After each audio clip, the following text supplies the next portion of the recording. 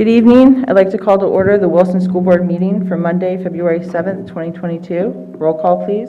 Mr. Case? Here. Mr. Hart? Mr. Hart? He's online. Mrs. Cat? Okay, I'm sorry. Mrs. Casper? Here. Dr. Kennedy? Here. Mr. Martin? Mr. McCray? Here. Mr. Negrini? Here. Mr. Schneider? Here. Mrs. Cocker? Here. 8 present, 1 absent. Please stand for the pledge to the flag.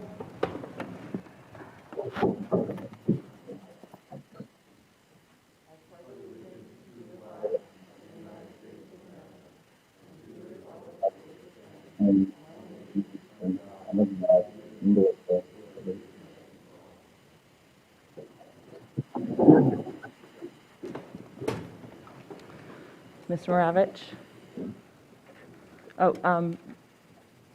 Do we have public participation on agenda items? Yes, we have 1. Okay.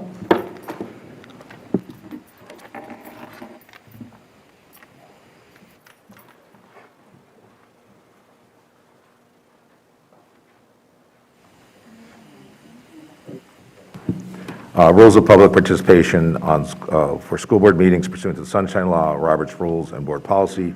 The following are the rules of public participation. Individuals attending the meeting are expected to conduct themselves in a responsible and respectful manner that does not disrupt the meeting. Public comment is not question and answer, but instead is an opportunity to offer comments on matters that are or may come before the board. In particular, personnel or student matters may not be commented on by board members, even if the employee, parent, or student is speaking because of confidentiality laws and rules. As it relates to questions, the superintendent may assign an administrator or may speak directly to the speaker after the meeting to attempt to answer any questions raised by the speaker. All comments must be directed to the board as a body, not to any individual. Clapping, calling out, or cheering is not permitted, nor are conversations in the audience. Individuals may not approach the board tables at any time. Individuals shall make their comments from the speaker's podium. Comments shall be limited to 3 minutes per individual. Any person making threats of violence may be removed from the meeting or may be cited by local police. The above expectations are outlined in Board Policy 903, which is on the district's website embedded within board docs. Thank you. Jeff Janagovo, curriculum.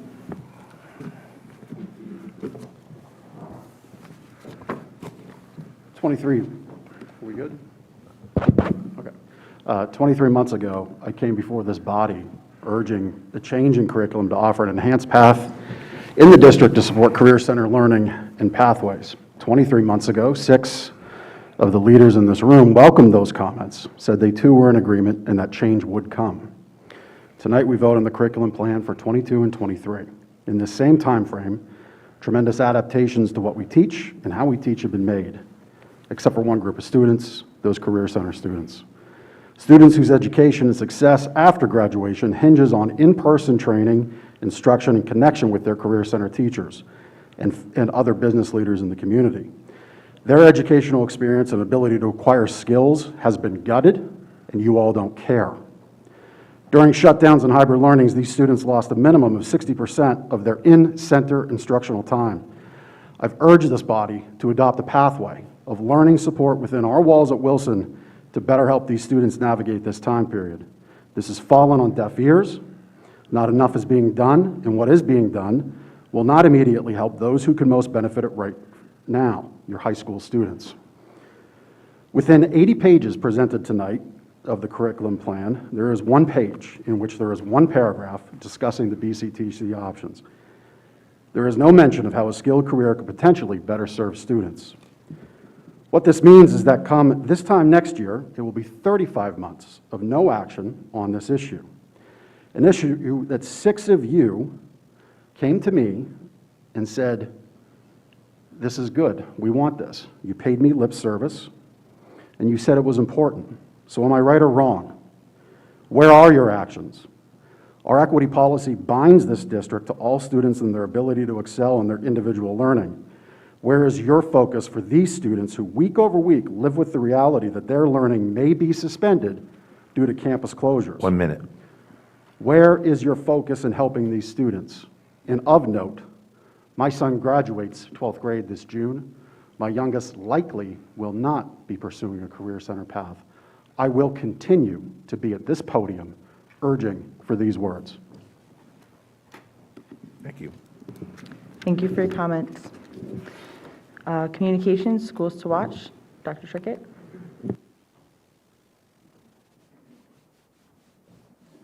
Thank you, Mrs. Cocker. Just for a few moments to address an acknowledgement that both Southern and West Middle Schools recently earned. We've seen this for possibly the last 6 years across the district, that our schools have been named schools to watch. And we thought that it was appropriate today to come to you to kind of explain a little bit about what that exactly means. And at its core, it's really a continuous improvement effort.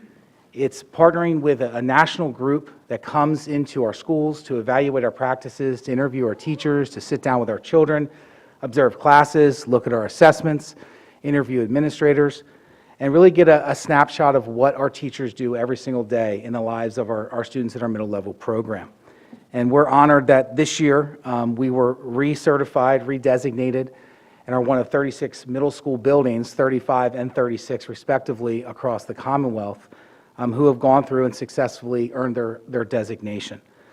So along with that designation and the process that goes with it comes that level of feedback. So the next step with our team, again, working along with our teachers, our students, and our community, is to figure out what are those areas that we really believe are key to helping us achieve our mission here within the school district. So our team of principals, teachers will be attending 2 upcoming events. One at the state level, locally, where we will be presenting the work that we're doing, again, alongside some of our staff members. And then again in the summer down in Washington, D.C., where they'll be partnering with other middle schools from across the country to kind of talk about instructional and opportunity best practices throughout their middle level buildings. So I'd like to honor and thank the community, the parents, the teachers, the administrators in both of our middle schools for having this wonderful designation, and look forward to the work that comes out of their continuous school improvement process. Thank you. Thank you, Dr. Trickett. Congratulations to both groups from both schools. I know it's a long, arduous process and a lot of paperwork and communication, so congratulations to both. The board did not meet in executive session prior to the meeting. 1.8, communications, future planning and renovation projects. Dr. Fadley? Thank you, Mrs. Cocker, and it's my privilege this evening to share with you the culmination of over 3.5 years worth of work by members of the administrative team, as well as the board, as well as engagement on different conversations throughout the district. As you will notice on the slide, you will see a picture that was taken in 2018 prior to the pandemic, and really defines the reason we are all here. And that is to make sure that we do our absolute best to prepare the next generation for success as they navigate through their educational experience in the Wilson School District. Go ahead, Ryan, and shift to the next slide. In the fall of 2018, the board engaged in a district-wide feasibility study. And during the creation of that report, this information was to be used to make long-term decisions about our educational facilities and the future of the district. Initially, we engaged a demographer in providing enrollment projections. We updated that study with a second study post-pandemic to make sure that we were aligning that what we had found during the pandemic and after the pandemic was still reality. Our enrollment, according to both of those demographic studies, continues to increase. And to meet the needs of our students, we need to plan for the future. We looked at the first part of that in our phase 1 conversation, which concluded with the board authorizing the administration to go out to bid to determine the costs of that particular project. Again, a final decision is yet to be made, but will be coming before this board. Phase 2 of the project addresses increases in our enrollment throughout the district and the overcrowding in our elementary schools. It has been reported before at the public meeting that we are having increased enrollment in our elementary schools to the point where many of those schools are reaching their capacity. We also took time to address the needs of Southern Middle School and the need to update that facility to provide a more equitable educational experience for our Southern students. The guiding principles that we used throughout this process are consistent with those across time, multiple meetings with members of the community. Safety was a big priority. Programming was a priority. Taking a look at what we were doing through the lens of cost efficiency, coming up with long-term plans, having access to our buildings, and making sure that whatever we recommend is reflective of the values of our community. Those guiding principles are long, but I want to draw a focus to the focus on the whole child, which has been a part of our ongoing development of our long-term vision for the past 5 years as a school system, as well as looking at instructional strategies that assist our students to be high-performing. Getting to the map of our school district, you will see the map on the screen that outlines the boundaries of our Wilson School District, and I guess I'll call it pink colored dots are representative dots that are inclusive of all the students that attend our school district. One of the things that you can see by looking at this graphic is that many of our students are clustered in a radius of several miles. And of course, we do have, as all districts do, students who live on the outskirts of the district. But as you plan for this enrollment that we've talked about, that is increasing and validated by both of the demographic studies, it's important for me to note that the items in red that you see in this graphic are new developments that are on the books, that are under construction. The ones that are still in the permitting process are not included in this graphic. And you will notice that there's a significant number of new developments happening. So what does that do to our school district? The location of those developments will further burden the capacity and the enrollment at several of our schools, elementary schools, moving forward. So the plan that we are moving for your consideration in the future is based on this demographic study and this district map. And I want to highlight these points. We are still seeing growth in our district, both during the pandemic and post-pandemic. We are seeing the number of students in our elementary schools. We are pressed with data that indicates that all of our elementary schools will exceed their capacity within the next 5 to 10 years. As well as, based on this information from this demographic study, that we will need to do a comprehensive redistricting at some point within the next 5 to 10 years to make sure that our schools are balanced.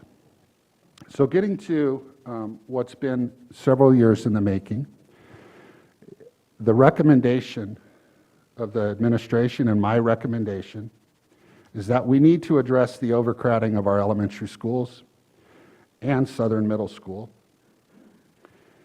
that the recommendation that you are going to be presented with this evening aligns with our guiding principles and addresses those growth factors that I've discussed.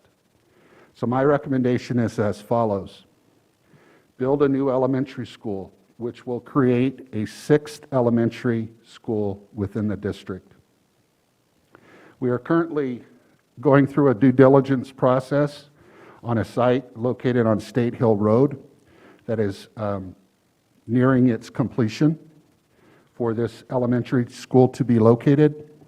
And if you go back to the picture, that site is highlighted in the blue box, and you will see that it's in very close proximity to the cluster of students that we're dealing with throughout our school system.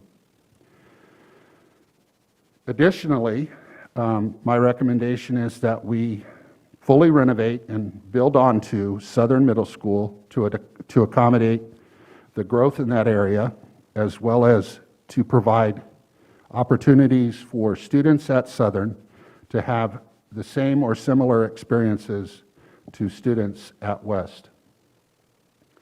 So the additional benefits for the recommendation I am proposing for you as an informational item this evening is allowing for future growth in the district, providing an opportunity to balance our schools, allowing for future space at our elementary schools in the event that the board wants to have conversations regarding pre-K education.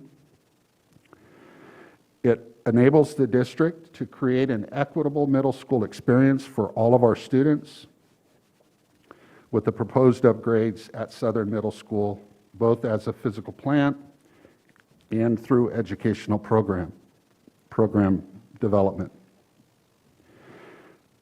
The plan is to have this recommendation come to the full board for consideration to enter into conceptual design of a new elementary school and renovations and expansions to Southern Middle School at the February 22nd board meeting. It's been a long journey as we've navigated through this, but what I want to reiterate is this is the beginning of the process for phase 2. Entering into conceptual design allows the district to begin this process with Crabtree-Rohrbach to see what is possible. It does not commit the district to any decision moving forward on this coming to fruition in the future. There is still time for the board to work through with administration the challenges that we will collectively face into the future. But this plan gives our school system the best opportunity to serve our students in an environment that can produce success into the future. Are there any questions from the board?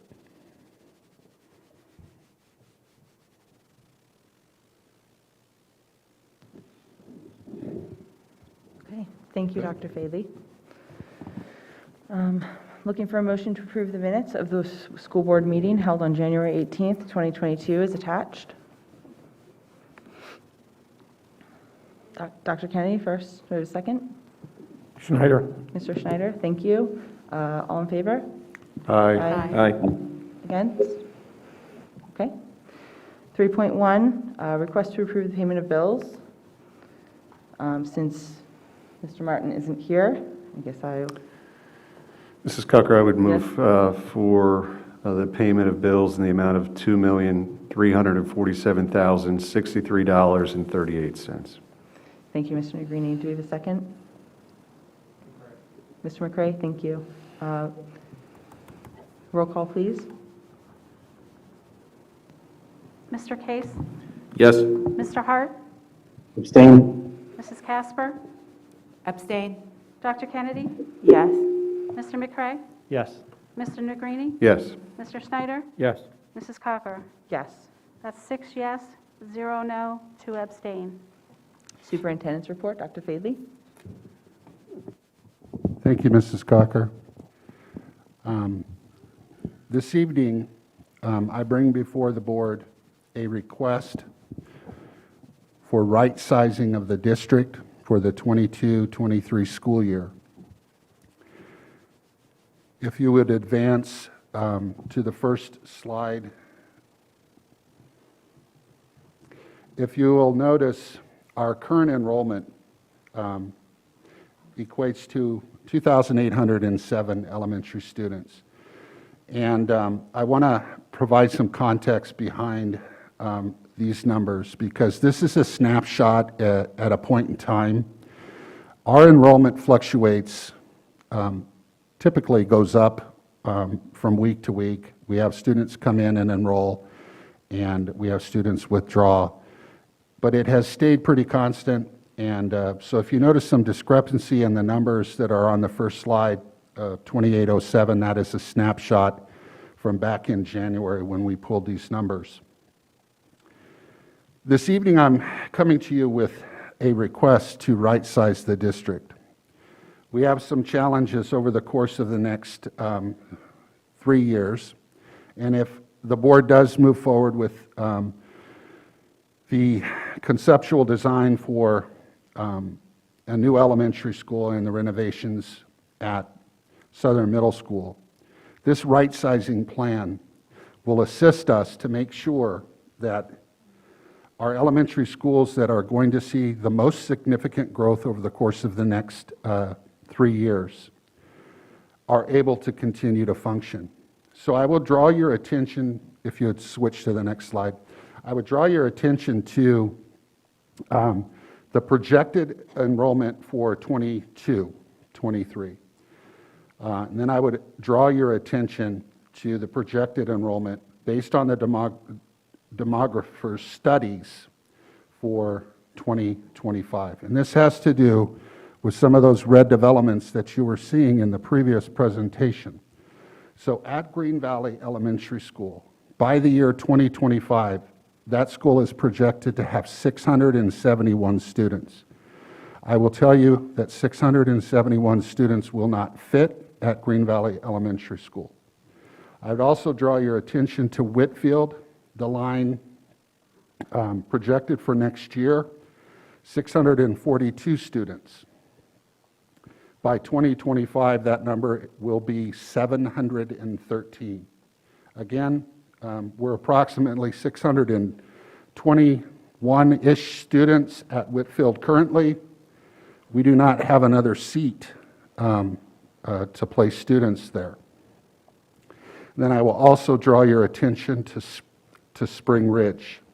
By the year 2025, Spring Ridge is expected to be above 600 students. Now, growth is a good thing from a school district's perspective, but our right-sizing plan looks to balance the total numbers of students at each one of our schools so that we do not have a school like Green Valley, Whitfield, and Spring Ridge over the course of the next several years exceeding that 600 mark. Balances those students. And the intent of this plan is to look at schools like Green Valley, Whitfield, that are slated to grow significantly over the course of the next 3 years. Schools like Shiloh Hills and Cornwall Terrace that are not projected to grow over the next 3 years, to shift some of the students there to provide space for that increased student enrollment that is projected by 2025. So in essence, balancing our schools across the district by the fall of 2022 will allow us time to have the conversations that we need to have concerning the building of a new elementary school, will allow us time for the conceptual design and other design processes should the board agree to move forward with those. It will allow us to reduce the enrollment in those schools that are exceeding capacity and distribute them throughout the district and other schools. It provides a longer-term solution to the capacity concerns in 3 of our 5 elementary schools. It is designed so that there is only one building shift in a student's elementary career in Wilson. I've already stated it allows for growth and enrollment at each school. Class size can remain at or near our recommended number of students, as we have discussed multiple times in our curriculum committee meetings in all of our schools. And one of the important factors is it also gives us the opportunity to build into our general fund budget the capacity to support the staffing needs moving forward. In essence, this gives us additional time by right-sizing our schools. It gives us additional time to make those decisions regarding the next phase 2 of our feasibility study. So it is our plan to begin the public communication, should the board approve this right-sizing plan this evening, to begin that communication starting tomorrow, to engage throughout the course of the month of February in community conversations. We've tentatively scheduled February 28th at noon and 6 p.m. to invite the community to provide feedback, questions, concerns in February. Continue that public feedback process in March into the month of April. Provide the staff and community update regarding our progress on this right-sizing plan, and then ultimately notify the families that will be affected by this right-sizing of the school placement for next fall. Again, this gives us additional time. It balances our schools out, and it is a no-cost solution to deal with the capacity issues that we currently have within our school system. Mrs. Cocker, I'd be glad to address any questions that the board might have. Any questions for board members? Dr. Kennedy? Yes, Dr. Fennedy. I'm sorry, Dr. Kennedy? Oh, Sorry, sorry. looked past, sorry. Mr. I will be voting no on the right-sizing proposal. You can call it whatever you want to try and make people feel better, but it is what it is. It's redistricting. I've been part of this district for nearly 25 years now. I've seen redistricting and the effects of redistricting as a parent and as a teacher. It upends families and communities. People, especially in this district, choose to buy their houses where they do, specifically because of the schools. Many families choose to stay in their houses and not move around so their child can have a continuous school experience. I cannot imagine the stress a change of schools causes a child. I did witness the hurt and social issues it causes for students at Spring Ridge to be torn away from their friends at the middle school level at one of our focus groups we held when we were investigating potential building configurations. The stories those students told and the raw emotions those students felt broke my heart. I would never willfully choose to upend my children, and Wilson families shouldn't be made to move their children unless it is absolutely necessary and a shared experience of many families, including those who would become a new school community when we build a new school. And the district should not go into this full well knowing we are going to have to go through a huge redistricting and upending families again in 5 years when we finally have a new school that we've needed for over 10 years. Redistricting is not an exact science. It is hard, as evidenced by the mistakes made by past administrations, which left some schools with classes of 17 and some, like mine, with classes of 28. Only to have to redistrict again just 2 years later. While redistricting twice in 5 years might only happen once per child, it may happen multiple times to the same family if the family has multiple children. That is part of the problem with this Band-Aid solution. If the district had built a new school years ago when they should have, we would not be in this situation. We knew when we got the results of the 2018 feasibility study that we were bursting at the seams. Looking at the original timeline, phase 1, the first round of the proposals, we should have, if we stuck with that, we would be halfway through building a new elementary school right now. Imagine how much cheaper the bids would have been if they would have been sent out over a year ago. I realize the whole pandemic happened, and that's part of why everything went awry. But it's not the only reason we don't have a new elementary school. The plans and ideas presented to the board kept changing, and while I appreciate the new ideas and thinking out of the box, it has been clear to me for many, many years that we have needed a new elementary school. My stance on this has not changed since I became a board member, and really for years prior to that. When we sent out a thought exchange to the community a few years ago, the themes included elementary school crowding and smaller class size, safety at the high school, and equity in the middle schools. I still believe that these are appropriate goals for the district. When multiple scenarios were being floated about the configuration of the elementary middle schools, and consensus could not be reached by the administration or the board, it was decided to go ahead with the high school safety and performing arts project, which is also badly needed. But this should not come at the expense, again, of our elementary families. I was promised in this room that we would not ignore elementary students, and yet here we are kicking down the can down the road again for another 5 years. We have a creative, intelligent group of administrators, and I think they are able to come up with a better solution. I think we are capable, more than capable, of walking and chewing gum at the same time. We need to do what is right by the students and their all of the students and their families. Thank you, Dr. Thank you, Kennedy. Dr. Kennedy. If I could just respond just to a couple of your points, just for clarification. I do understand that there were decisions made many years ago that impacted the elementary structure in the Wilson School District.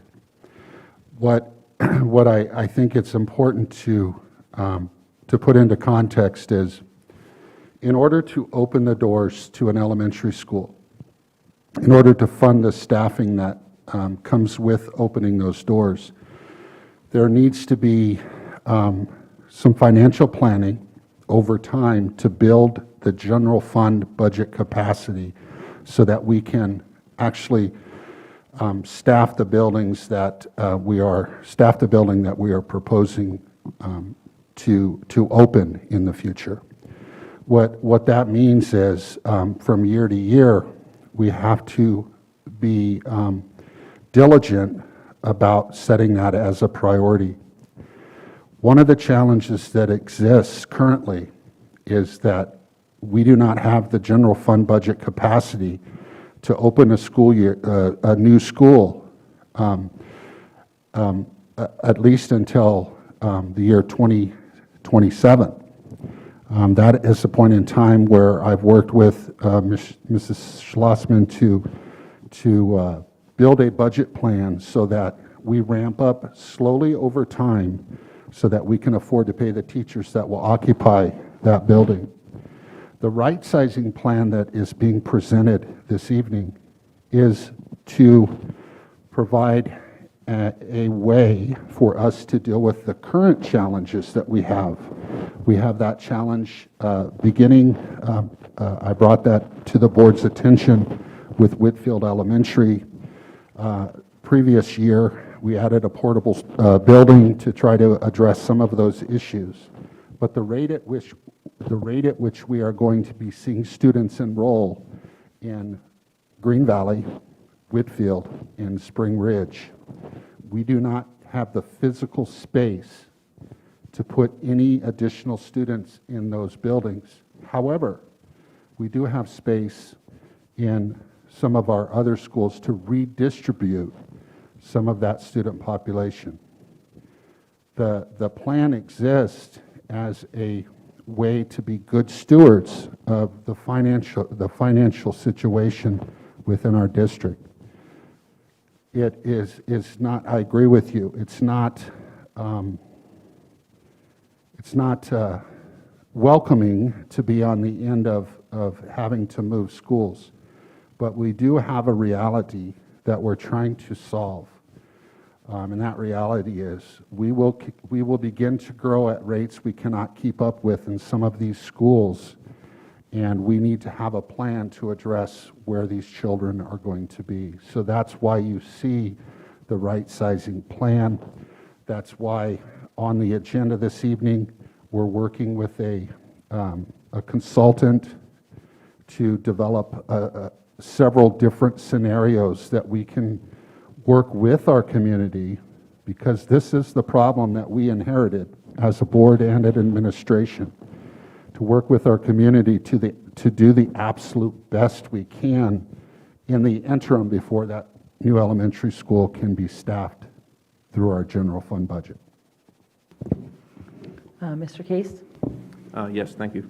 Dr. Fidley, can you just refresh our memories and just kind of, there were several great questions from the community and questions from our board as well with regard to several of our elementary schools can be added on. They were purposely built to expand upon when we are in this situation. So I think it's relevant here if you can just talk a little bit about why that's not an option right now, or at least the Absolutely. recommendation. So, yes, we did.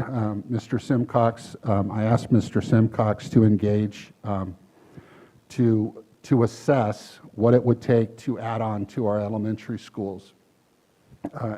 In lieu of building a sixth elementary school. So let me start there. In order to do that, without factoring in some of the what we knows about elementary school education, is that that cost point will be approximately $9 million more than it would be to build a new elementary school, to add on to the schools that we would need to add on to. There are many complexities that go into where we can actually put the structures, how we connect those structures, how we connect an addition on to the school and provide the opportunity for students to have a restroom to use, et cetera, et cetera. But the answer to your question in terms of adding on to facilities is it's more expensive to add on to several schools than it is to build a brand new school. And that doesn't factor into the equation the size of our cafeterias, the size of our multi-purpose space, because our schools were not built for 700 students. Our schools were built for below 600. So there are many of those auxiliaries that haven't even been addressed if we were to move in that direction. But to me, spending an additional $9 million is not something that I would recommend to this board to move forward as a plan, because it's not a good use of taxpayer dollars. In reference to, can we bring in temporary structures and put portables in multiple locations? The answer to that question is yes. But again, the plan that I presented this evening is zero cost to the district, with the exception of students moving to a different location. I consider all of our schools to be excellent elementary schools. So I do not support a plan that creates unnecessary costs to the school system, because we only have a limited amount of resources. So it costs approximately $250,000 to bring a portable on site for 4 classrooms. And that's money that we don't recuperate. That's money that is spent and not recovered. There are many options that we've explored, whether we lease or purchase. But in my opinion, providing an option that doesn't cost anything when we have space to do so in the interim until we can get to the point where that new elementary school is constructed, built, and ready for students is the best that I can do, given the problems that we have inherited and the challenges with increased student enrollment. Thank you. Any other questions from board? Okay, I believe we're going to vote on 4.1 separately. So do I have a motion, request a motion for approval for the plan for right sizing and balancing student enrollment as presented? Negrini, so moved. Mr. Negrini first, do we have a second? Excuse me, Schneider, second. Mr. Schneider, thank you. Roll call, please. I'm sorry, any comments? Will there be an opportunity to vote on this as a board once the plan is established? So just to clarify, that's a great question, Mr. Case. So our plan is to come back to the board with 3 different scenarios that could be utilized to right-size the district. So the board, yes, will have the final say as to which plan. Obviously, as superintendent, I will make our recommendation, my recommendation on which plan we think is best, but the board will have the opportunity to consider all 3. Any other comments? I would like to make a short comment. As a parent of children who may be affected by this, our neighborhood has switched between elementary schools in the past, so we're on the border.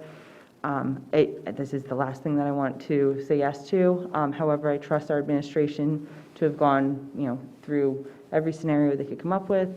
And I know, looking at the numbers, the fact that Whitfield has 100 more students than Cornwall Terrace now, currently, right now, tomorrow when they go into school, 100 more students. If we don't do anything about that, the fact that there'll be a difference of 200 students in a short few years is just not acceptable. So I think I appreciate that right sizing is an option to kind of balance everything out so it's more evenly distributed. So as a parent, I don't want to do this, but as a whole community effort, I think it's something that we have to do. So that's my comment. Roll call, sorry, please. one more. Oh, Sorry. yes. Just to McCray. confirm, Dr. Paley, I think it's been discussed at previous board meetings. For some period now, any new students coming to Whitfield were already doing a version of this. Is that correct? So what we've done, Mr. McCray, is we're taking the enrollment on a case-by-case basis. Currently, the number of, it depends on what grade we're talking about, but our goal is not to disrupt anybody for the rest of the school year, even if we have to go maybe 1 or 2 students above what our recommended capacity is, to not displace students twice, so to say. So at the present time, we've been able to hold off on any new enrollments going to a different attendance boundary, but that is an option if we have nowhere else to place them. But we haven't pulled the trigger, so to say, on that yet. Okay, any other comments or questions? Okay, roll call, please. Mr. Hart? Yes. Mrs. Casper? Yes. Dr. Kennedy? No. Mr. McCray?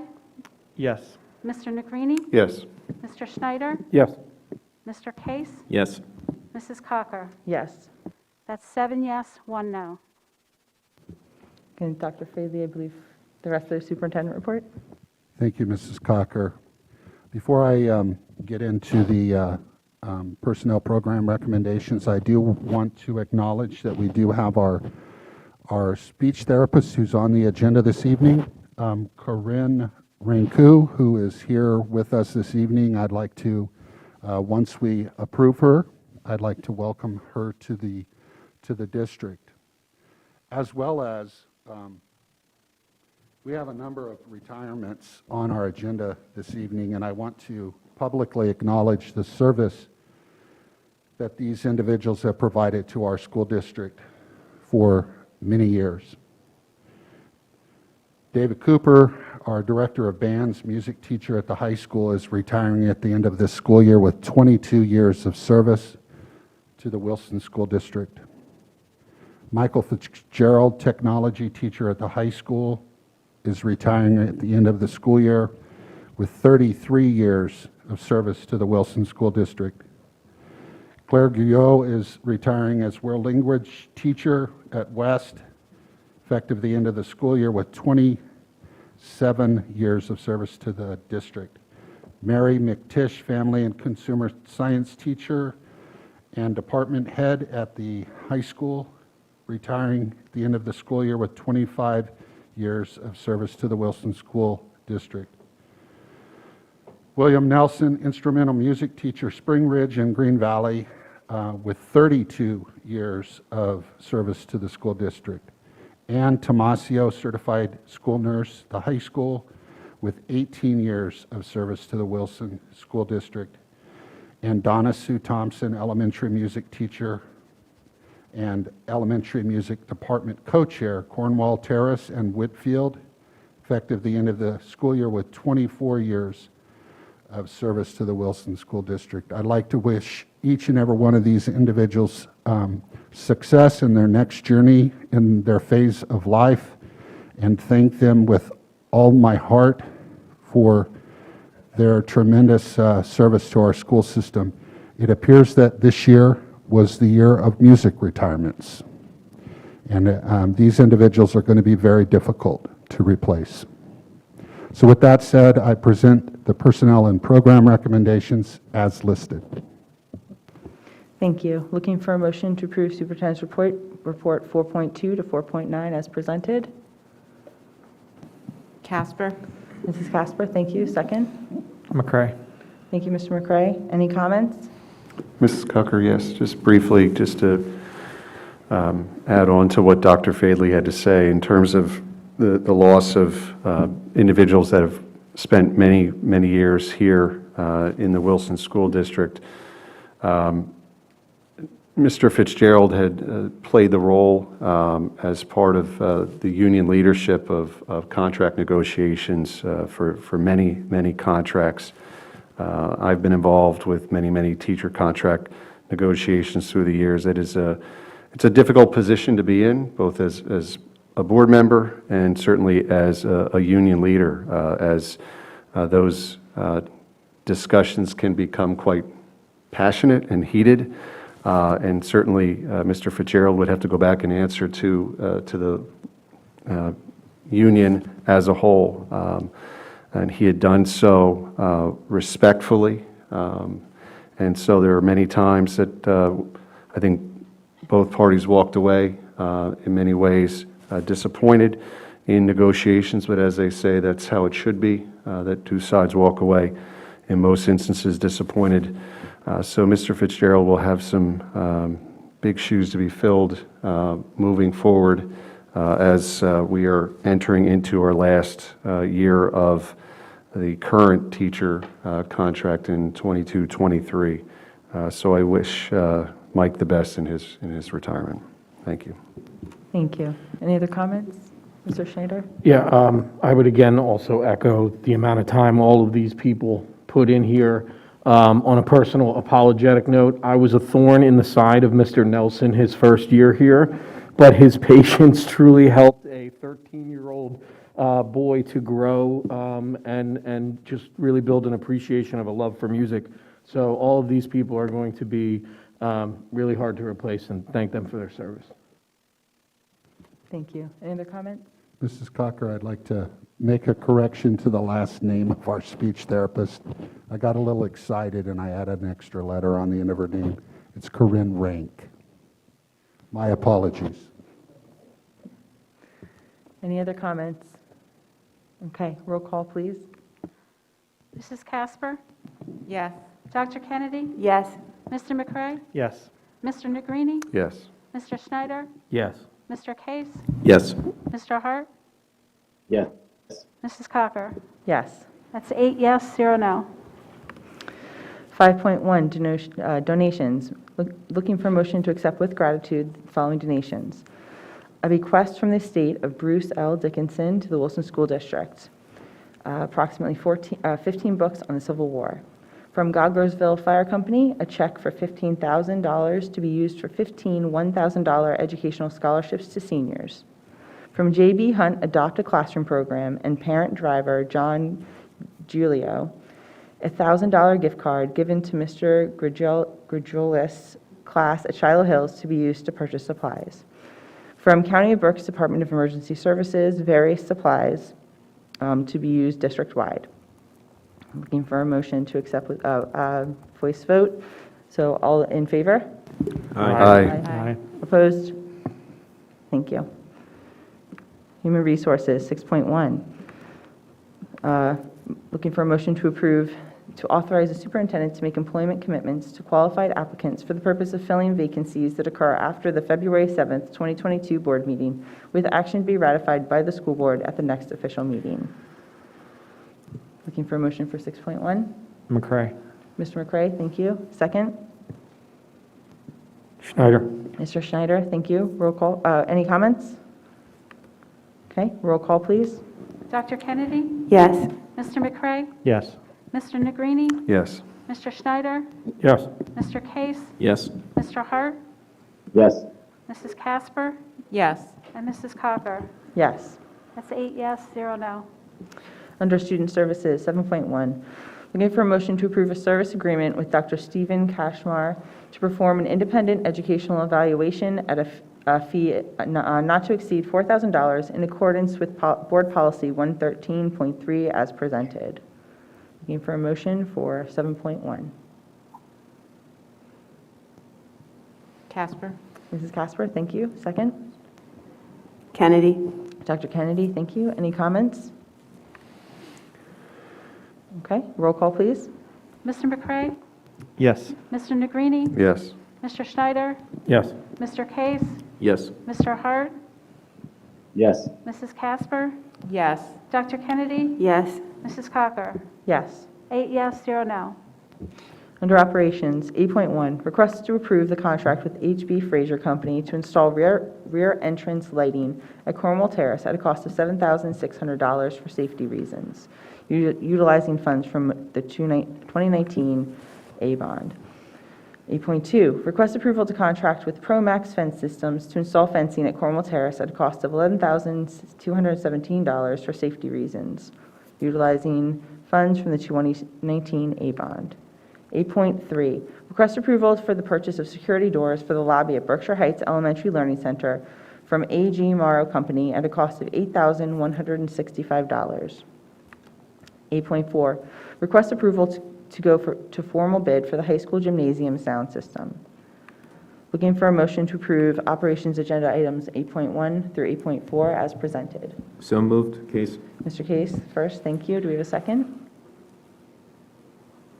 Negrini, second. Mr. Greenie, thank you. Any comments? Okay, roll call, please. Mr. Negrini? Yes. Mr. Schneider? Yes. Mr. Case? Yes. Mr. Hart? Yes. Mrs. Casper? Yes. Dr. Kennedy? Yes. Mr. McCray? Yes. Mrs. Cocker? Yes. 8 yes, 0 no. Under Finance, 9.1, request to approve the 2022-2023 BCIU mandated services budget. A link to the budget was provided to the Wilson School Board members previous to this meeting. Wilson's share is $94,933.33. 9.2, request approval of the Business Information Group, Inc. software lease renewals for mercantile business privilege tax collection for an annual fee of $2,600 for MBP Online and $1,500 for core mercantile and business privilege module as attached. 9.3, request approval to retain Patrick M. Hitchens, Esquire, of Kilkenny Law for legal services as the district's mercantile business privilege tax hearing officer at a rate of $225 per hour. Looking for a motion to approve finance agenda items 9.1 to 9.3 as attached. McCray. Mr. McCray, thank you. Do we have a second? Negrini, second. Mr. Greenie, thank you. Do we have any comments? Just briefly, Mrs. Cucker, if I may, first and foremost regarding 9.2, that is the same rate as the rate that we had the previous year. Regarding 9.3, that is a difference of $25 an hour, the rate $225. Our previous business privilege tax hearing officer charged $200 an hour. However, that individual has left the firm that they were working with. I also wanted to point out, in terms of actual dollars, what that costs the district. This is as needed if there's ever any types of appeal. In 2020-21, there were 0 hours and $0 paid out.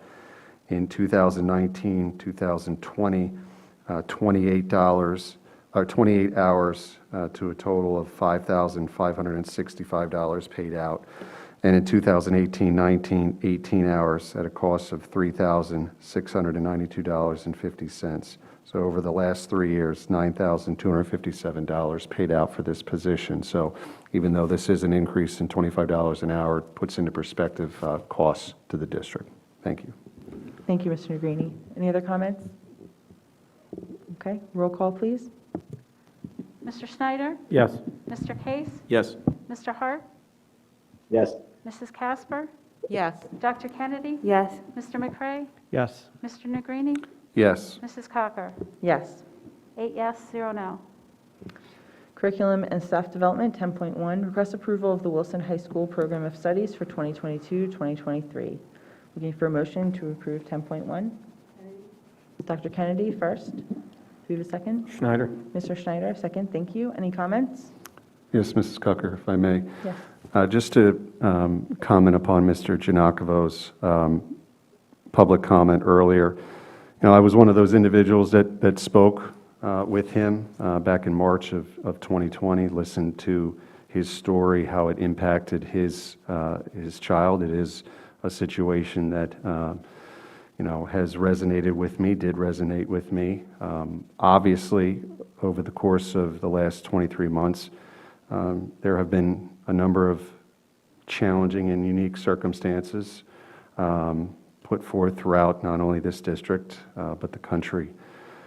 But we have had conversations as recently as a few weeks ago with Dr. Trickett to get us figures in terms of our Wilson students and what specific classes or services they are taking over at the BCTC, and what it would cost for the district to provide those same services here, to get those enrollment numbers, whether we're talking cosmetology, whether we're talking food and hospitality services, automotive, et cetera. So again, those conversations, perhaps to get some of that information, didn't happen as quickly as we would like, but it is not something that we are simply ignoring either. So I will happily report back on some of that information as soon as possible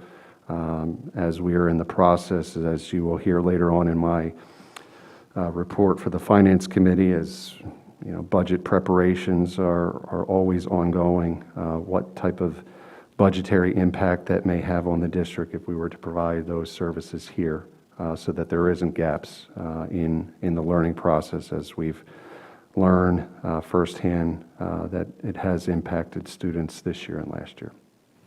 Thank you. Thank you, Mr. Negrini. Any other comments? Yeah, Mr. I would Schneider? also like to add, and while unfortunately this does not address high school students, we engaged in some very meaningful discussion at the last curriculum meeting, which is going to come up again, about how we can start to introduce this to younger and younger and to broader and broader groups of children so that we can meet their needs. Thank you. Thank you.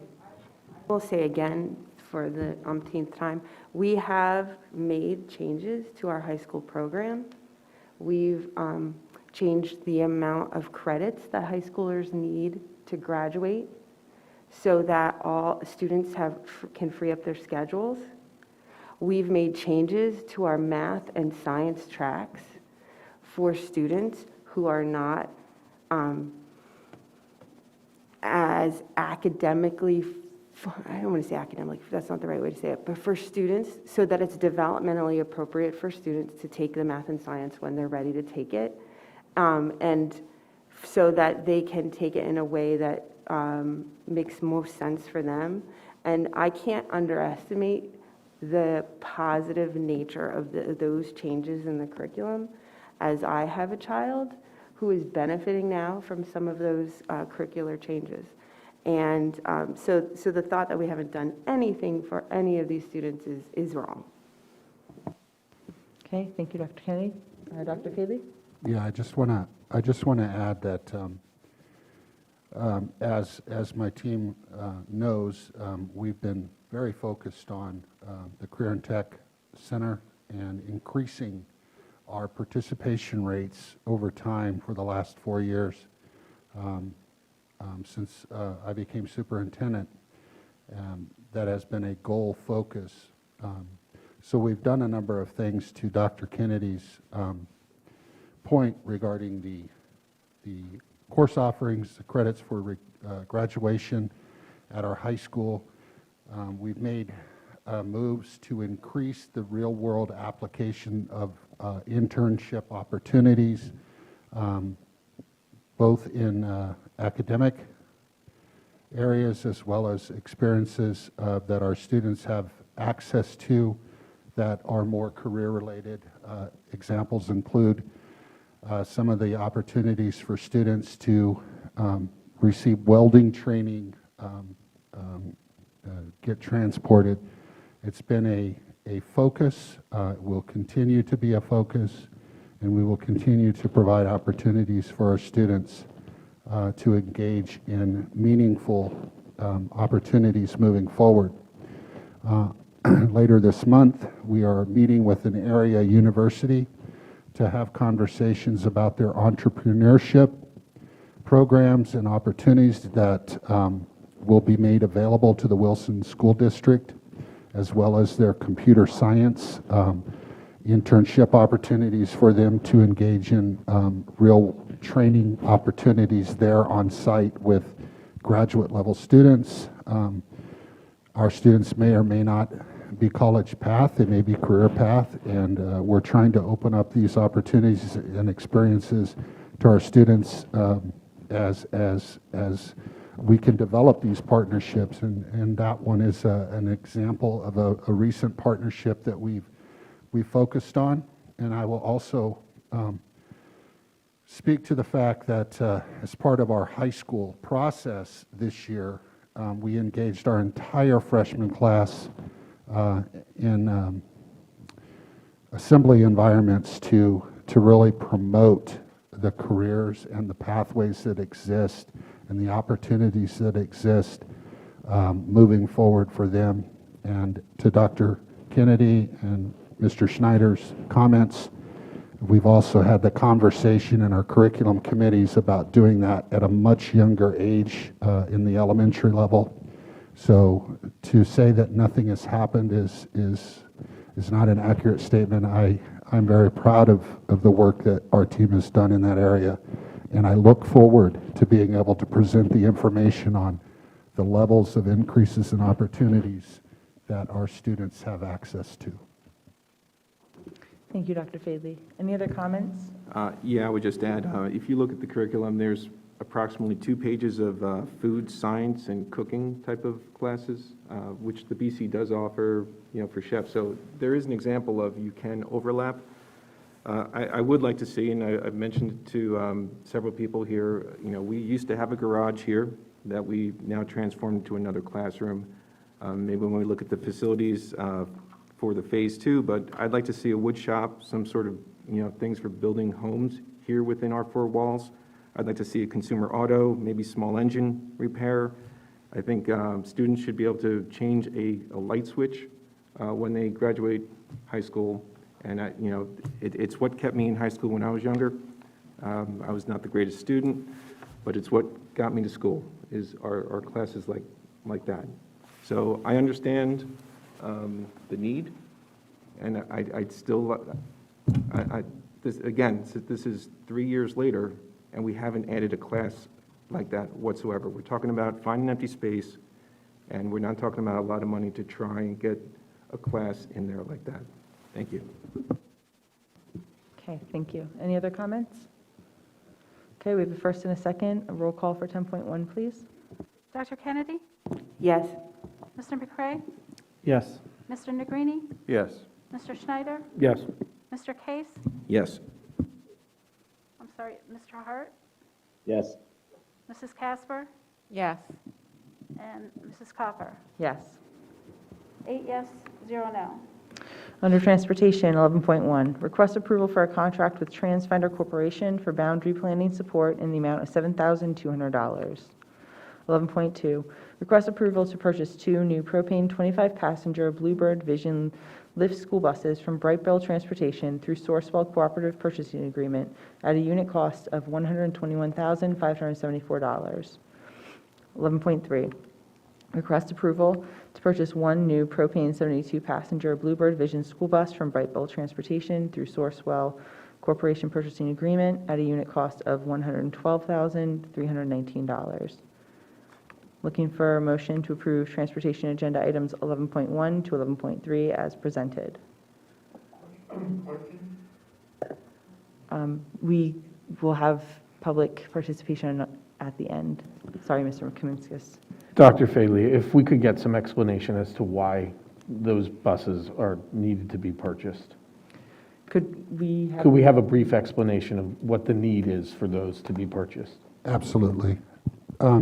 Mr. Williams, can you come to the microphone and address, I certainly can answer the question, but there's a reason why these are on the agenda this evening, and we do have a comprehensive replacement program that Mr. Williams is much more knowledgeable about.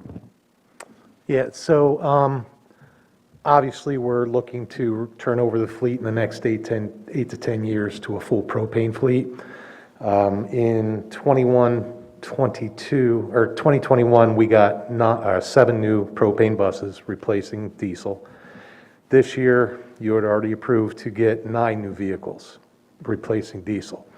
These 3 are actually for the 22-23 school year. We got confirmation that we could open the purchase orders for 22-23 now. The reason we want to order them now is the supply chain issues that we're finding across every platform. We're praying, well, not praying, but we're very, very hopeful that we get this year's buses by June. So we figure if we order them 18 months ahead of next June, but these funds would come out of the 22-23 budget. Thank you. Sure. Okay, looking for a motion to approve transportation agenda items 11.1 to 11.3 as presented. Negrini, so moved. Mr. Negrini, thank you. Do we have a second? Schneider? Mr. Schneider, thank you. Do we have any comments? Dr. Kennedy? I just want to comment that 11.1 is a boundary. It's for the supposedly cost-free redistricting that we're going to do. Thank you, Dr. Kennedy. Do we have any other comments? Okay, we have first and a second. Roll call, please. Mrs. Casper? Yes. Dr. Kennedy? No. Mr. McCray? Yes. Mr. Negrini? Yes. Mr. Schneider? Yes. Mr. Case? Yes. Mr. Hart? Yes. Mrs. Cocker? Yes. That's 7 yes, 1 no. Under Child Care, 12.1, request to approve the preschool child care coordinator job description as attached. Looking for a motion to approve 12.1. Casper? Mrs. Casper first, Dr. Kennedy second. Do we have any comments? Just briefly, Mrs. Cucker. Yes. Sorry. We did discuss this in our finance meeting earlier this afternoon. This coordinator position is a change in the model being presented at the Berkshire Heights Child Care and Preschool Program. What we have currently is a model of teacher, administrative assistant, and supervisor. We're moving towards teacher with an accountant that works currently in our business office, and this coordinator position. This will provide a cost savings, a small cost savings initially for the district of about $9,300 by switching to this new model. But what we had previously had in place with our supervisor position was more of a business model position. However, this coordinator position will focus on improvements in the instructional model of our preschool program. When we move from a 2 to a 4-star certification recently, as we heard that presentation, we believe this puts us in a position to improve upon that and work towards a better educational model in the future. Thank you. Thank you, Mr. Negrini. Any other comments? Okay, we have a first and a second. Roll call, please. Mr. McCray? Yes. Mr. Negrini? Yes. Mr. Schneider? Yes. Mr. Case? Yes. Mr. Hart? Yes. Mrs. Casper? Yes. Dr. Kennedy? Yes. Mrs. Cocker? Yes. That's 8 yes, 0 no. And under policies, 13.1, we have the final reading and adoption of revised policy 903, public participation in board meetings as attached. Looking for a motion to approve 13.1. Schneider? Mr. Schneider, first, do we have a second? Dr. Kennedy, thank you. Any comments? Okay, roll call, please. Mr. Negrini? Yes. Mr. Schneider? Yes. Mr. Case? Yes. Mr. Hart? Yes. Mrs. Casper? Yes. Dr. Kennedy? Yes. Mr. McCray? Yes. Mrs. Cocker? Yes. 8 yes, 0 no. Committee reports. Berks Career and Technology Center, Mrs. Casper. Thank you, Ms. Cocker. Yes, our meeting was held at the East Campus on January 26th. And during our committee as a whole meeting, we were introduced to a new program. Speaking of preparing our students for more diversified careers in the workforce today, we were introduced to a new program for next year called Diversified Occupations. It's a hybrid program and a work-study program, so part of it, students will be taking in person at a local business.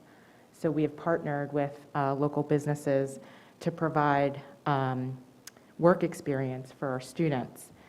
It's also offered to our seniors only. So it's a partnership with local businesses, and the curriculum is customized and works similar to like a co-op in that in the local employers and our diversified occupation coordinator will work to develop the students' curriculum. So the program is geared toward those students who might be undecided about which career path they want to choose. So it offers a variety of skills and career preparation for students in programs that are not already offered at the BCTC. So programs such as retail and warehousing, human relations, health and safety, and they even have some partnerships now established with some for animal and pet occupations. And there's look to expand that even further at BCTC. So students in 11th grade this year may be interested in the program for next year. So students and their families, if they're interested, they can check the website for more information. BCTC students took 4 spots in Cabrini University Art Plus Effect Poster Contest, including Best in Show, which was given to Carly Clevenstein, a Wilson Jr. This year, Cabrini received 126 student entries from high schools across the region. So students in grades 10 through 12 submitted conceptual posters focusing on solutions and the positive impact community has on society as change makers. So the posters were designed to promote community. So congratulations to Carly. Coming up on February 18th is the second part of the District 4 Skills USA competition. And finally, I just wanted to note that the local news coverage covered the BCTC's CDL program and how it's aligned now with a lot of the local needs for drivers. so you can catch the coverage in my notes. That's my report. Our next meeting is Wednesday, February 23rd at the West Campus. Thank you, Mrs. Casper. Would you also like to do Student Services Committee? Yes, we did not meet. I do not have a report for that, but I did want to mention that on Monday, the January 31st, we had our information session for the Equity Council, and we had about a little over 50 participants show up at the Southern Middle School auditorium. It went really well. We had a very engaging conversation, interactive with technology, and most of the participants represented our parents in our community. So I'm really excited to be working with those who came and participated. And our first official meeting, it takes place tomorrow, Tuesday, February 8th at 6 o'clock, right here in this room. And we're expecting up to about 40 participants based on the RSVPs. So I'm looking forward to participating in that. Thank you, Mrs. Casper. BCIU, Dr. Kennedy. As part of their celebration of School Director Recognition Month, the Berks County Intermediate Unit hosted the 5th annual Student Artwork Showcase. This year's theme was architectural design in our schools and community. One piece of art from each Berks County School District will be on display in the BCIU boardroom through the end of 2022. Also, the artwork will be highlighted in a virtual gallery and on the BCIU's YouTube channel. Wilson's artwork was created by Madeline Wilczynski, thank you. I'm usually better at Polish. The BCIU seated 6 new board members and appointed new board officers to fill unexpired terms of outgoing board officers. The BCIU board members unanimously approved the 2023 Berks County Immediate General Fund budget, and all Berks County school districts will be asked to vote on the mandated services as we did on our agenda tonight. The mandated services budget is one of over 80 programs operated by the Berks County Intermediate Unit. And that's my report. Thank you, Dr. Kennedy. Curriculum Committee? Yes. As was alluded to, we first started out our meeting discussing ways to introduce the BCTC to families earlier in their educational path. A breakout room activity was created for our 5th graders as a way to introduce technical careers in the BCTC to our younger students. We also discussed potential field trips to BCTC or visits from BCTC students to our schools at earlier grades. We got an update on the Building Bulldogs program. We are reaching more and more families of incoming kindergartners each year. Building Bulldogs is in person again this year. Families are encouraged to attend all sessions, not just the one at their home school, and each session has a very fun theme. The first session is Winter Fun and will be held at Green Valley. If you're still interested in coming, there's information about this on the district website. And we spent the most time talking about getting an overview of the new courses being offered in the high school courses study, as well as courses being put into moratorium, and we had some courses with some name changes. They also included summer courses for both additional credit and credit recovery. And I have to say I am continually impressed with the wide variety of courses that we are able to offer here at Wilson High School. Scheduling for next year has started at the high school, and the programs of study will be available online now that it has been approved. Thank you, Dr. Kennedy. Berks EIT, Mrs. Schlossman? Thank you. Extracurricular Committee, I have no report. Our next meeting is Monday, February 14th at noon. Facilities Committee, Mr. Case. Yes, thank you.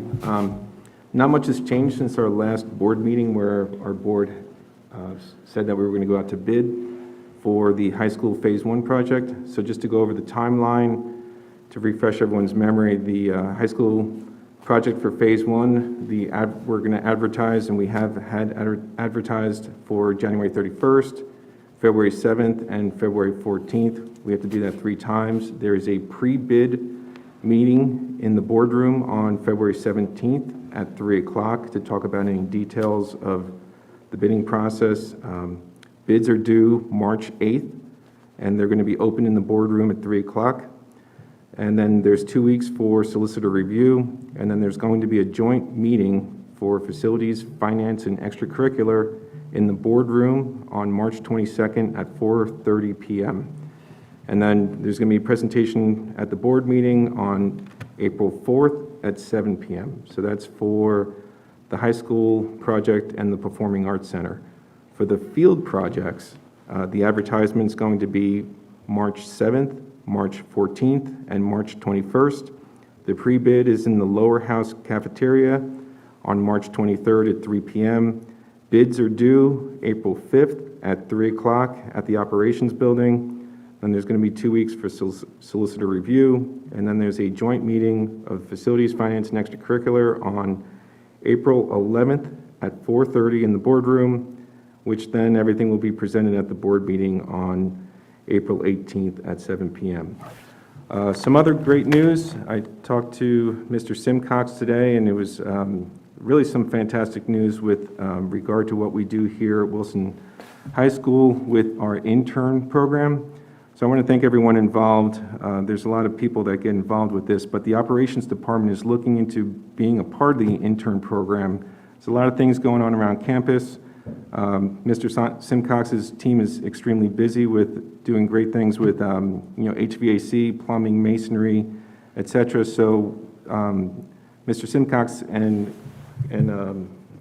Mrs. Troutman are looking to get, I guess, about 3 or 4 interns possibly to sort of participate in shadowing and all the things that are going on within our 4 walls. So it's a great opportunity, and I'm looking forward to hearing about more details with that. So our next facilities meeting is February 14th at 4:30 on Valentine's Day. Come out for dinner. Thanks. Thank you, Mr. Case. Finance Committee, Mr. Negrini. Thank you, Mrs. Cucker. As I mentioned earlier, we had a Finance Committee meeting earlier today at 4:30. We discussed the year-to-date, December 31st, 2021 financial review. The year-to-date reviews appear to be better this time than last year by a few percentage points. Earned income taxes and transfer taxes are up this time of year compared to last year. And our end-of-year projection, which had been budgeted showing a deficit of $4 million, at this point is projected to be $2.1 million in terms of a deficit. We reviewed the year-to-date food services fund and child care fund. Both appear to be showing revenues increase this time of year as compared to 2020-21. We also had food services participation year-to-date review. The number of lunches served this time of year compared to not only last year but since 2020 has increased significantly, and the number of breakfasts served on a daily basis is about 1,000 more than what we were serving last year. Obviously, a significant factor being that the federal government is covering those costs for every student in the district for both lunch and breakfast.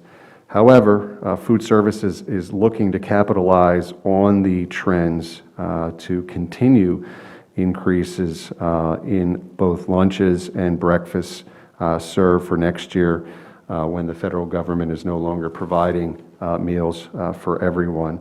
But based upon feedback from students, especially I think in the high school in terms of the grab-and-go kiosks that they have, has been a big factor. And the fact that food services has been working directly with the building principals in order to inform students and parents of these opportunities has been significant. We discussed the end of the driver education and conference vehicle lease. That lease is expiring shortly. Decisions have to be made as to whether or not we want to, as a district, purchase this vehicle, enter into a new 3-year lease with Piazza Honda. What was quoted is $293 a month for another 3-year lease. That would be an increase of $10 a month over that 3-year time span. Our behind-the-wheel driver education program currently is only offered in the summertime. And just to kind of go back a number of years, in 2018, it had been a year-round endeavor.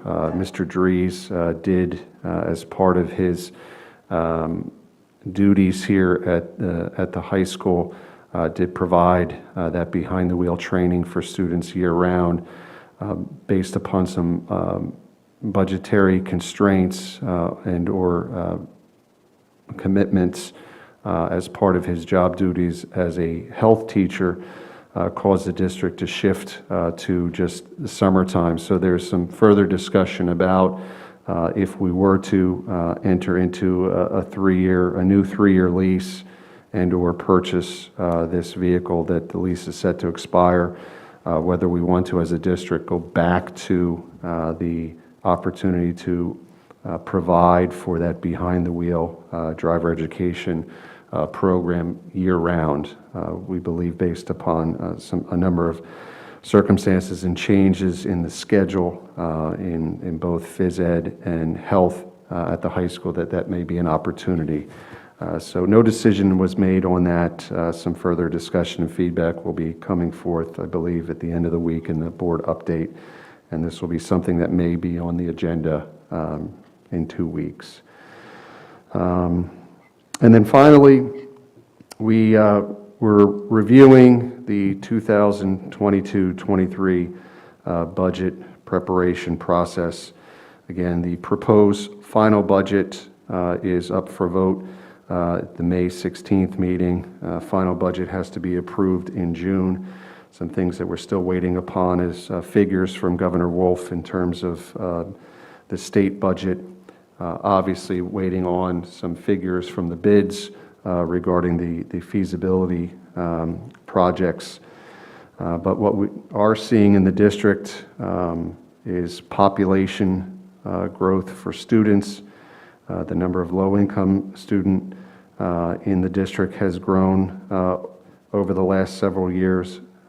Special education services growth has been significant over the last few years. These are costs in general that the state and federal subsidy has remained level over the last at least 15 years. The local burden of those special education costs are 82%, or 82 cents for every dollar for special education costs. So again, in terms of discussions about Pennsylvania properly funding public education, that is one of many examples of how, in the opinion of many, that the state has not lived up to its obligations that we are legally required to provide to our students. The PSERS figure for next year, which is set by the state, will be an increase of $1.1 million in terms of an obligation to the district. So there are a number of things, obviously, that we continue to work through in the budget process as we have to make some decisions in terms of either cuts or potential tax increases. The average cost of educating a student here at Wilson is $18,250. That does put us somewhere in the middle of what it costs Berks County schools. Some are significantly higher than that. And it was pointed out, I think, at the last meeting, someone had spoken to the fact that some districts have had the ability to lower their taxes over the previous year. And that would be specifically Hamburg, and Tulpahawken School District. And we were provided some information in the Finance Committee meeting about assessment growth. Wilson has not seen a large growth in property tax assessment. In fact, 2 of our 4 boroughs, Sinking Spring and Wyomissing, we've actually seen assessment decrease as opposed to growth. Spring Township over the last 3 years averages out to 2% in terms of assessment growth.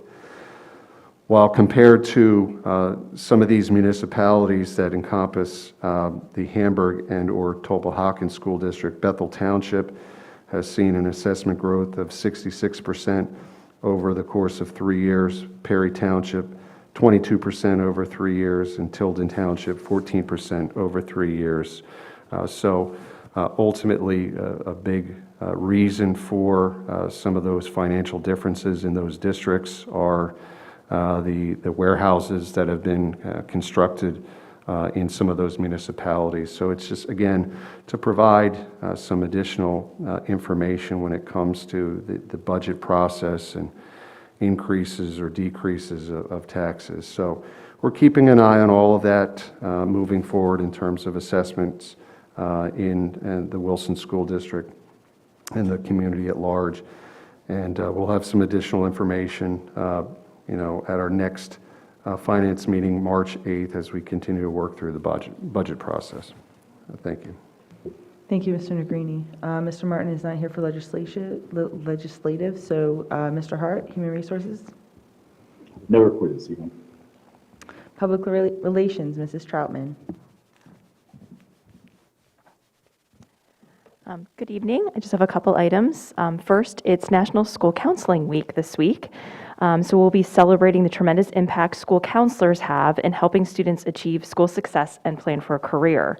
At Wilson, our school counselors are actively engaged in helping students examine their abilities, strengths, interests, and talents. They also work in partnership with parents, teachers, and other educators to provide an educational system where students can realize their potential and set healthy, realistic, and optimistic aspirations for themselves. For all of their contributions to the lives of our students, we'd like to honor and acknowledge our fantastic team of school counselors. We'll be celebrating our school counselors this week through social media and the Bulldog Blitz. We are also very proud to announce that 26 out of 31 students whose art was entered in the annual Berks County Senior High Art Exhibit at the Yoakum Institute for Arts Education had their work selected to be in the show. Mary Brubaker, grade 10, received the Coggins Award. This award is awarded to the artwork that is declared the best in show. Madeline Wilczynski, grade 11, won first place for her gummy bear painting, and J.C. Chen, grade 11, won an honorable mention for her portrait drawing. And as Dr. Kennedy mentioned, Madeline also had artwork selected to represent Wilson this year at the BCIU. So congratulations to our extremely talented students. If you want to check out their artwork, it was in the Blitz this week. It's amazing. And then we've talked a lot about this tonight, but I also wanted to talk a little bit about our honors internship program. Our students, again, through our internship program, our students intern at a variety of local businesses and establishments to gain valuable experience.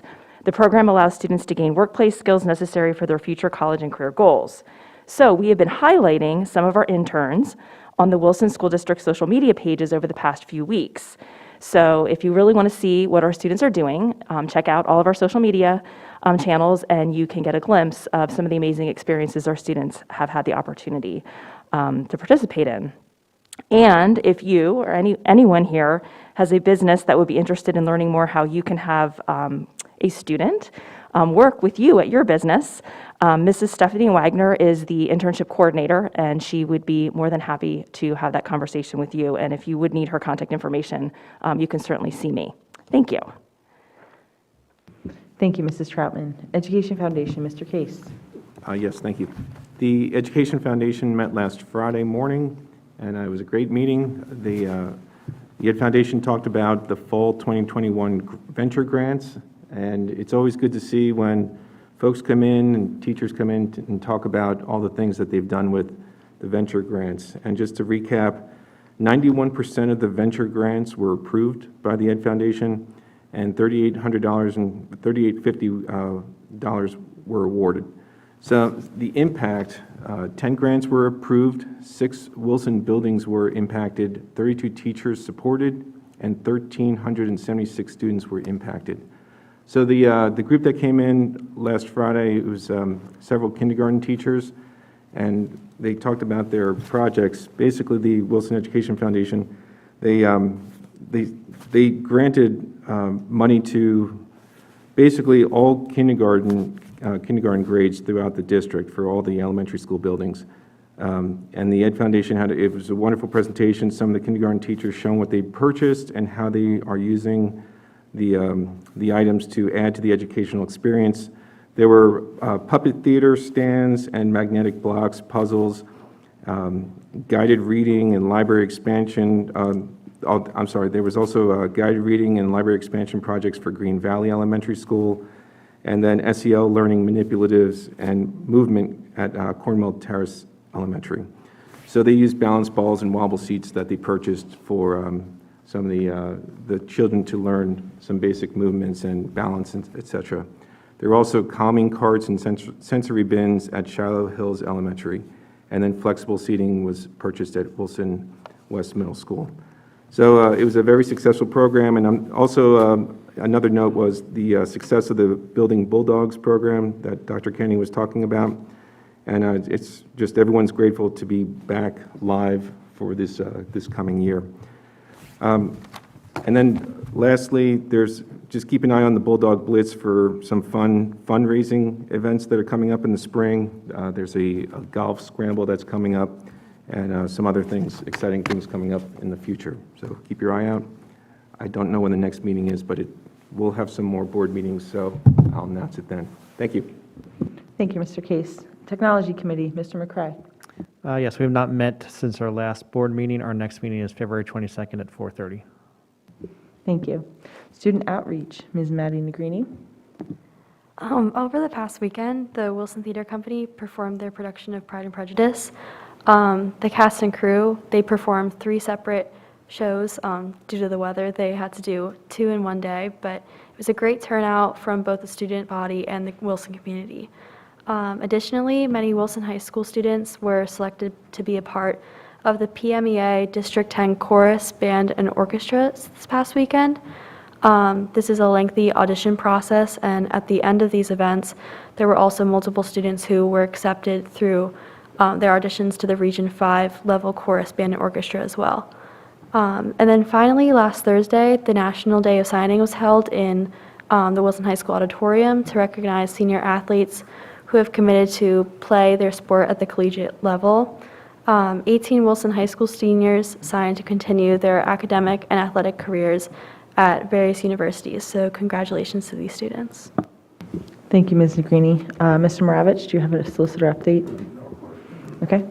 And we do have items on non-agenda, or we do have public participation on non-agenda items. Sure. Would you like to go through? Rules of public participation for school board meetings. Individuals attending the meeting are expected to conduct themselves in a responsible and respectful manner. It does not disrupt the meeting. Public comment is not question and answer, but instead an opportunity to offer comment on matters that are or may come before the board. In particular, personnel or student matters may not be commented on by board members or administration, even if the employee, parent, or student is speaking because of confidentiality laws. As it relates to questions, superintendent may assign an administrator or may speak directly to the speaker after the meeting to attempt to answer any questions. All comments must be directed to the board as a whole and not to any individual. Clapping, calling out, or cheering is not permitted. Individuals may not approach the board tables. Individuals may not shall make their comments from the speaker's podium. Comments are 3 minutes, and I provide the 1-minute warning. Any person making any threats of violence may be removed from the meeting or may be cited by local police. The above expectations are outlined in Board Policy 903, which is on the board website, is on the school district website, embedded within board docs. Thank you, Mr. Moravich.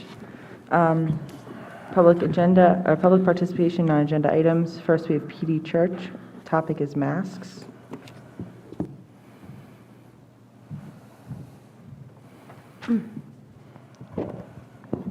Good evening. For those of you that don't know me, my name is Petey Church, and I currently have 3 children that attend Green Valley Elementary School. 4th, 2nd, and kindergarten, and I'm here tonight to speak for them. Tonight, I'm looking to change 2 board members' minds on mask mandate to parent choice in order to have vast majority vote. My 4th grader has suffered so severely this year with mentally that we ended up having to put her in therapy. She has panic attacks before school, in school, before bed, thinking about going to school, and every day has become a struggle. With her permission, I want you to listen to a small clip of our mornings. Take me home, take me home. Take me home, take me home. Right now. This is what we are doing to our kids. And I know I'm not alone because it's a 4 to 5 month wait for a pediatric psychiatrist. And I've called 4 different offices. The other morning I was getting my kids ready for school and my daughter started to panic as she grabbed her mask out of the bin. And she said, "But Mommy, what if I have to take a deep breath?" I said, "Then you pull your mask down and you take a deep breath." To which my 7-year-old joined in and said, "But what if she's in the hallway and she has to take a deep breath? What if I'm in the hallway and I have to take a deep breath?" I said, "Then you guys pull your mask down in the hallway and you take a deep breath." And to think, when I was in elementary school, I was afraid of getting in trouble for not completing my homework or for talking too much to my neighbor.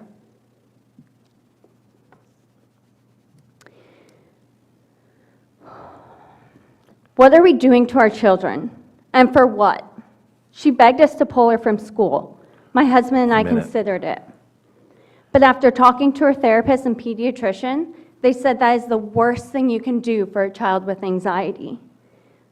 Isolation only makes it worse. It's time to recognize that you aren't doing what's best for the students. You're not doing what's best for all of the students, like my daughter and all the other ones that are mentally suffering like her. You know who knows what's best for them? Their parents, not a board made up of 9 strangers. This honestly has gone on long enough. And for what? A virus that has a 99.9% survival rate.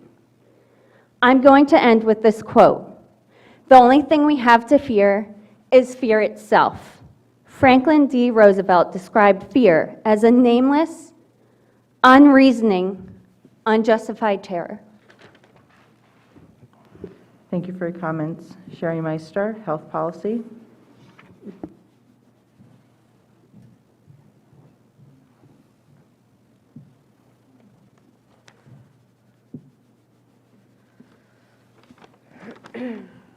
Good evening. I've been following the school board meetings virtually this past year due to my work schedule. We are heading down a slippery slope with these mask mandates. Just last week, after 2 years of this, Philadelphia removed the goalpost and decided N95s will be worn in schools. What's next? Mandatory vaccines for school. This board stated months ago they were not going to pursue vaccine clinics or testing at that time, and here we are with at least 2 vaccine clinics on the books. Most kids and staff have been exposed to COVID by this point or are vaccinated. Kids are spending a lot of time together outside of school, maskless in homes, cars, and other small spaces. Natural immunity has been a thing for all time, and somehow that is no longer taken into account. Where's the science in this? I can't help but think about decisions made by this board and what is at stake. For us, it's the physical and mental health of our children. For you, it's the money.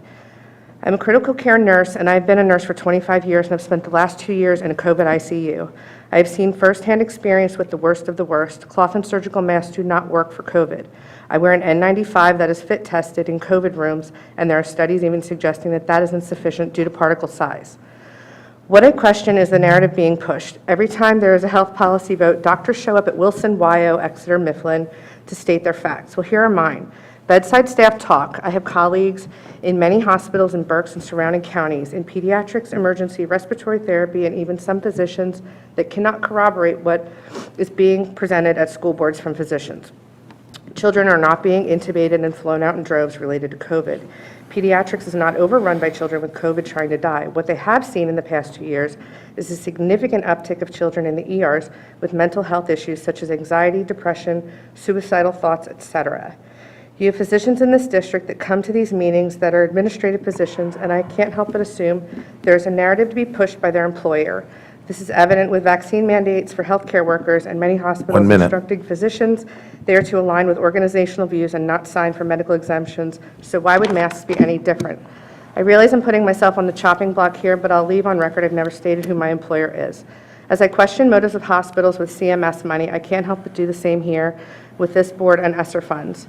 When a physician with a dramatic testimony is influential on a mask mandate for my child, yet their own children attend a private school and not Wilson, I'm concerned and frustrated to say the least.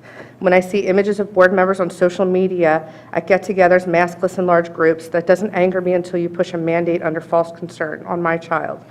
When I see images of a board member at a function wearing a mask under his nose with a lot of people around, yet halts board meetings to scold other adults, I question your motives and fake outreach. At least 3 on this board have some common sense. I ask that you revisit this policy, not in the time frame laid out initially, but as soon as possible. Dig deep and think about your own behaviors, and if you are really doing what's best for our children. Taking a shoddy survey's result to say the majority voted this way or another is really unacceptable, and I'm sure as educated individuals, I don't have to tell you that. Please do what is right and good, stop putting the dollar above our kids, and make these masks optional. Thank you. Thank you for your comments. Dwight Wegman, COVID and masks.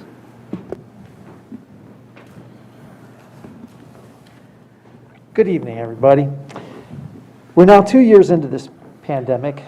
We talk about following the data and the science, but a review of the facts indicates that a lot of data and science are being ignored when it comes to making COVID policy. 2 years ago, when COVID came on the scene, nothing was known, and as a result, everything was shut down. Within a few months, though, it was clear that older people and those with compromised health conditions were the ones most at risk from COVID. Data showed our children and teenagers were always the ones least at risk of severe sickness. For them, a bad cold or fever was about the worst it got, unless they had other health issues. Then it was determined that we should follow the CDC's and Department of Health guidance about how to respond to COVID.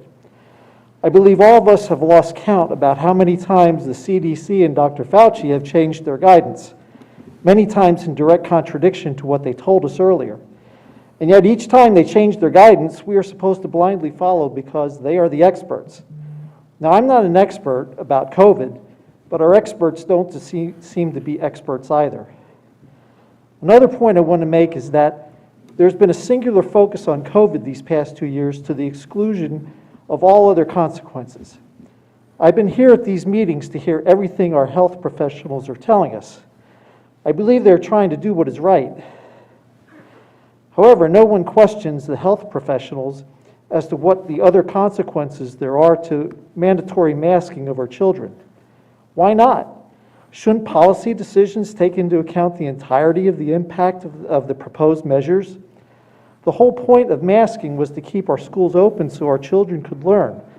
Yet we've heard parents testify to this board that their toddlers can't recognize their classmates because they're wearing masks. We've heard mothers talk about how their child's emotional and social development was stunted because the child was wearing a mask. Those children with stunted social development may take years to overcome those issues or may carry them with them the rest of their lives. And are we to believe those children are isolated incidents? I don't think so. More like the tip of an iceberg. And what exactly is the classroom environment like with everyone masked up? Classrooms are much more chaotic than pre-COVID. And how about bullying? If a child cannot see the impact of their bad behavior in their classmate, how will they learn that bullying is unacceptable behavior? How about depression and suicide? I simply don't hear this board discuss any other impacts of masking on the learning process for our children. Shouldn't that be part of the decision-making process?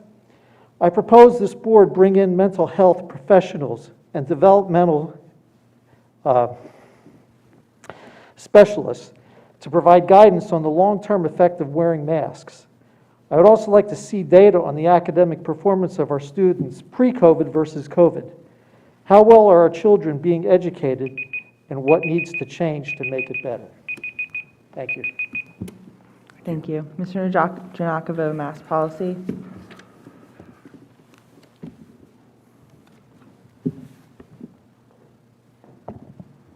Before I comment on mass policy, I just want to clarify. So what our committee member or board member for the Career Center Committee shared about the new curriculum for the next school year, I believe it was a DO plan. If I'm wrong on that, I'm sorry.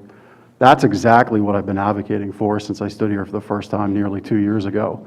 It's what I advocated for in the community town hall at this table that was back here right behind me to my left. It's what I've emailed all of you about. I've asked for that kind of complementing curriculum here, whether that's led by our teachers, supplemented by local business leaders and owners. I understand there's accreditation. I understand it has to be guided by our educators, but know this much, it can be 100% complementary to the students here at Wilson to take a class like that as opposed to calculus when they want to be a welder. And that's been my point all along. So either you're not listening or we're failing to communicate. But I have been steadfast for nearly 2 years on that point. So I'm grateful that we have that example for our students, and I hope we can bring something like that here. And I'm not necessarily advocating for machine shop or auto repair. It would be great, but I don't think that's the best use of our tax dollars. Regarding mass, following school districts are mask optional in Berks County: Exeter, Twin Valley, Daniel Boone, Ole, Hamburg, Tulpehocken, Conrad Weiser, Brandywine, Kutztown, Schuylkill Valley. 10 of 19 school districts are mask optional, operating with in-person learning. Again, following school districts are mask optional in Berks County: Exeter, Twin Valley, Daniel Boone, Ole, Hamburg, Tulpehocken, Conrad Weiser, Brandywine, Kutztown, Schuylkill Valley. 10 of 19, mask optional, operating with in-person learning.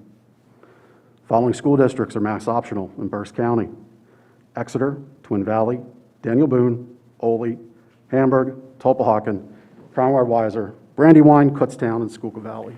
1 minute. 10 of 19 school districts are mask optional, operating with in-person learning. Take a brief stint. My son, youngest son, this mask policy took a great student out of school. He's home because of medical issues, legitimate medical issues. Pouring blood from his nose, severe migraines, doctor verified, and he's at home. Following schools are mask optional in Berks County: Exeter, Twin Valley, Daniel Boone, Ole, Hamburg, Tulpehocken, Conrad Weiser, Brandywine, Kutztown, Schuylkill Valley.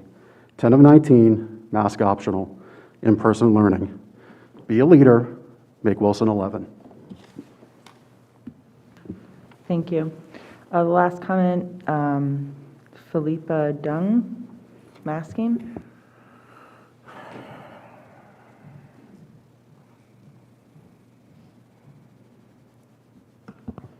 Good evening. There is health, education, and a constitution. The Constitution exists to protect people's rights, freedoms, and rights.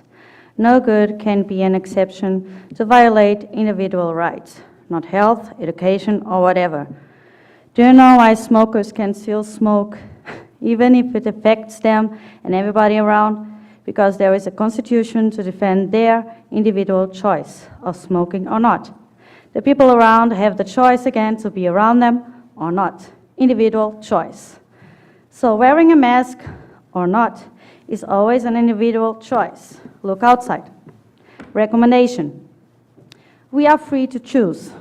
If someone wants to wear one or two, or even drive alone in a car with one of them, because they are still afraid, even they got an injection to take their fear away, but they are still afraid, do.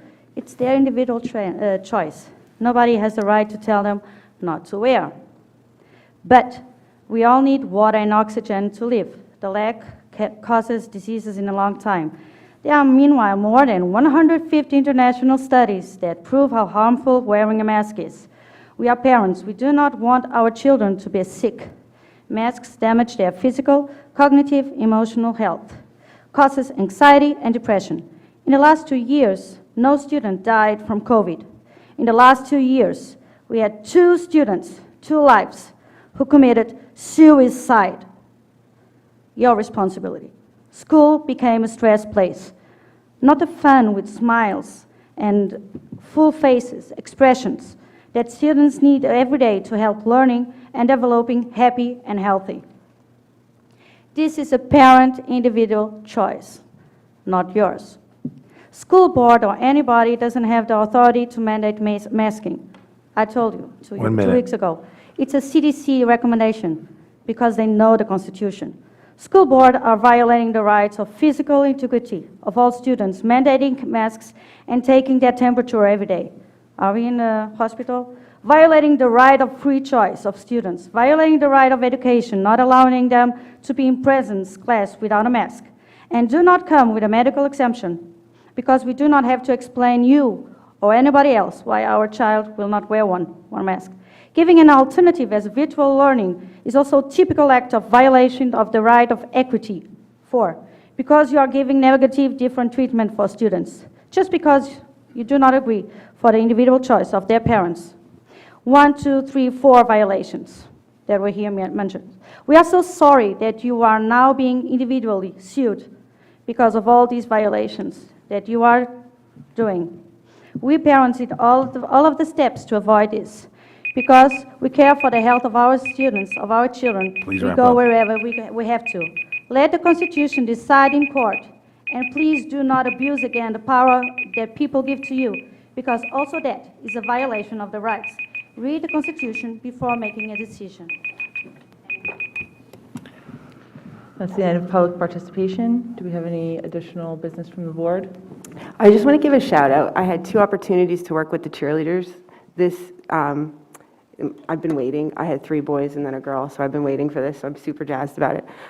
The first time the cheerleaders had a clinic, and they got to perform with at the high school basketball game. And the girls were so sweet, and they were so nice to the young girls, and they're just really building a lot of bulldog spirit, which I appreciate.